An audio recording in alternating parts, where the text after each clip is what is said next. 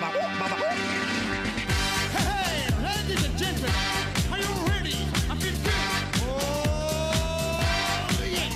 Oh, my love, I wanna make you move. Hey, hey, baby, all night long. My song is bad on, baby, and everybody say with me. I gotta be the good, baby. Oh, hey, hey, hey, hey, hey, hey.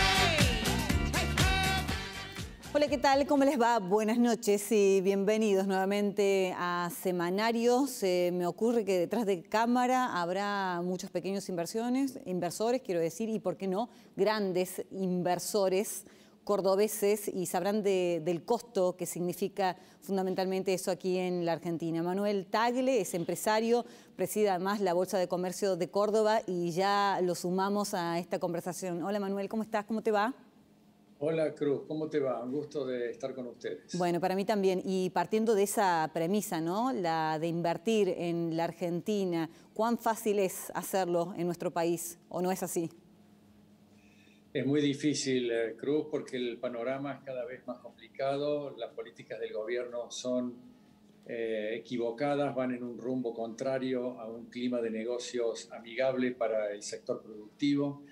Hay demasiadas intervenciones en la economía desde el Estado, cercenando las libertades económicas, cercenando también en parte libertades civiles, y eso es un clima realmente adverso para cualquiera que quiere pensar en invertir en la Argentina, porque genera inseguridad jurídica y genera una falta de previsibilidad para el país y para los inversores y para los empresarios en general y la sociedad en general también. Así que realmente en este contexto creo que es muy difícil y debería pensarse claramente en iniciar un cambio de rumbo si queremos reconstruir el país, si queremos pensar en generar empleos, si queremos pensar en generar una verdadera solución para el tema de la pobreza, que es realmente lamentable que la Argentina esté pasando por esta situación. Ahora, Manuel, la Argentina siempre se mostró hosca, a pesar del gobierno que le tocara en turno, allanar el camino a los inversores, ¿o no siempre fue así? No, yo creo que hemos tenido, como el gobierno anterior, que fue muy proclive a generar un clima razonable para los inversores, confiable, previsible. El Estado no intervenía en la actividad económica como lo está haciendo este gobierno.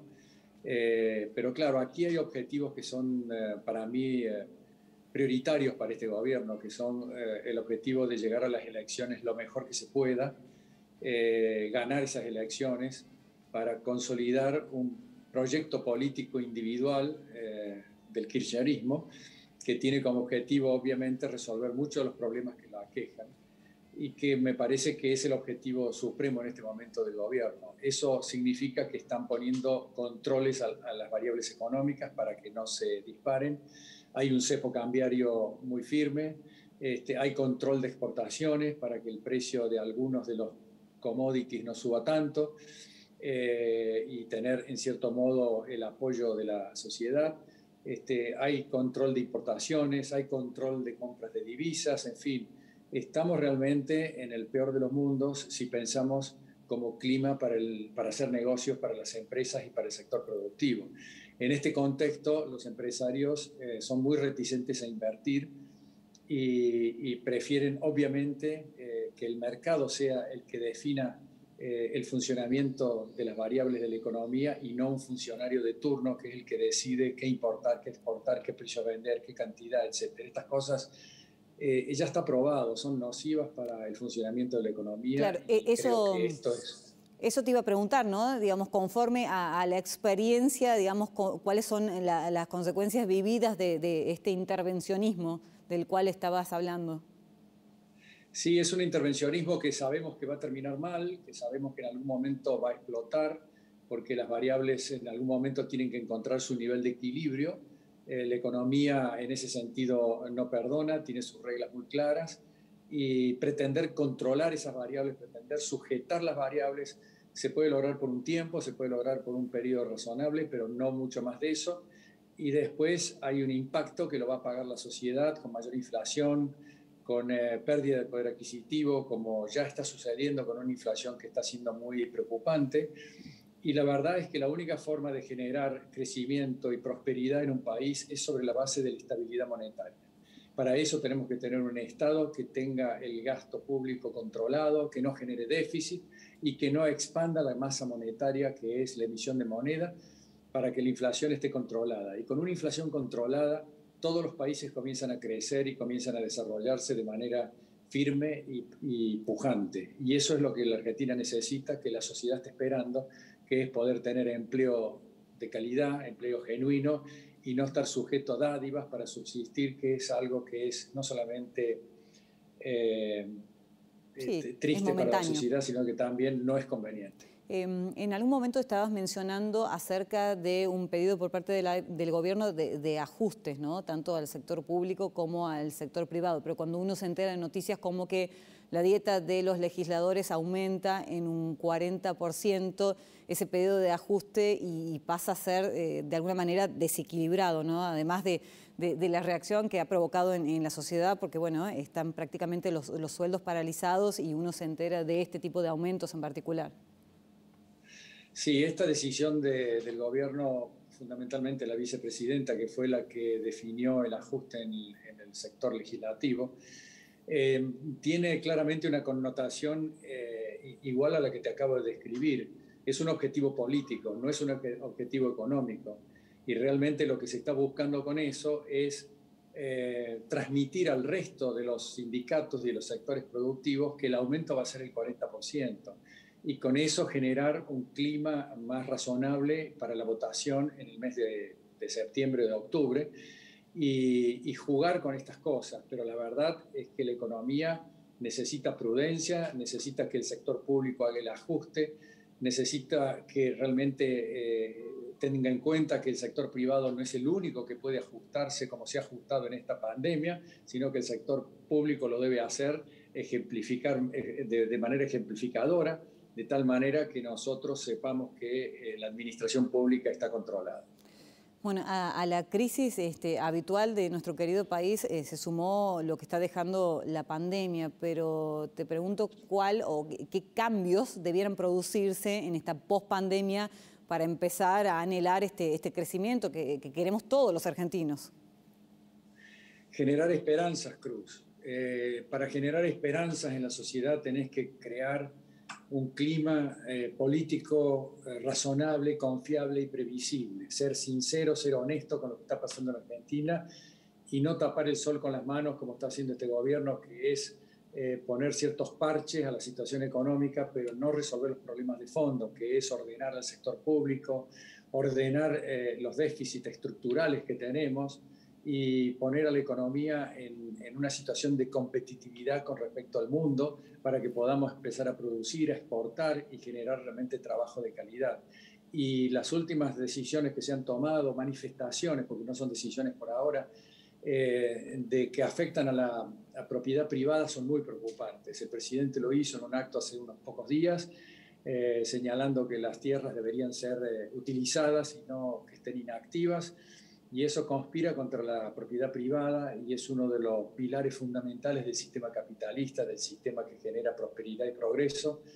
Y realmente es preocupante que surja en este momento esto también, ¿no? Y inclusive atacar el sistema de salud, que se lo quiere reformular, es también inmiscuirse en un sector que es fundamental y que afecta la seguridad y la confiabilidad en el gobierno y en el país. ¿Cuál es el motor o la importancia dentro de la economía argentina que aporta el sector privado? Y esto digo para empezar a entender por qué se le da importancia o no justamente a este sector.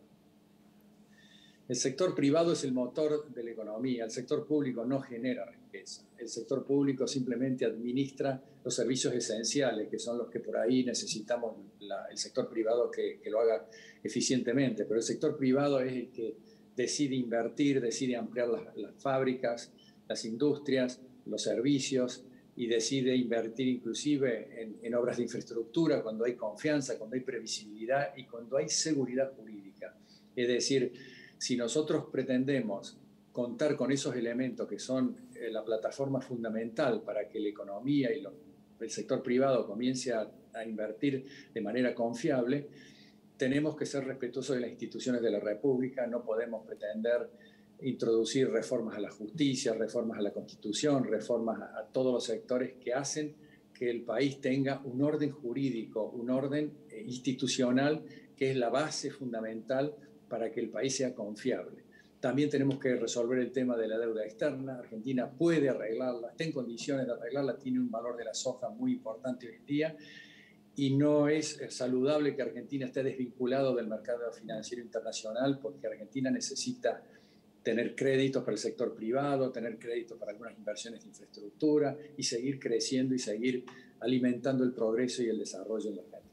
Aprovechando tu experiencia y también al mismo tiempo que estás en Estados Unidos, ¿qué mirada tiene el país en relación a la Argentina? ¿Cómo nos miran?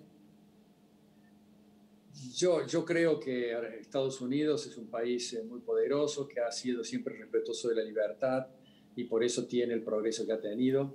El Estado no se inmiscuye en las cuestiones de los particulares y ese progreso es admirable. Hay un desarrollo que es sorprendente.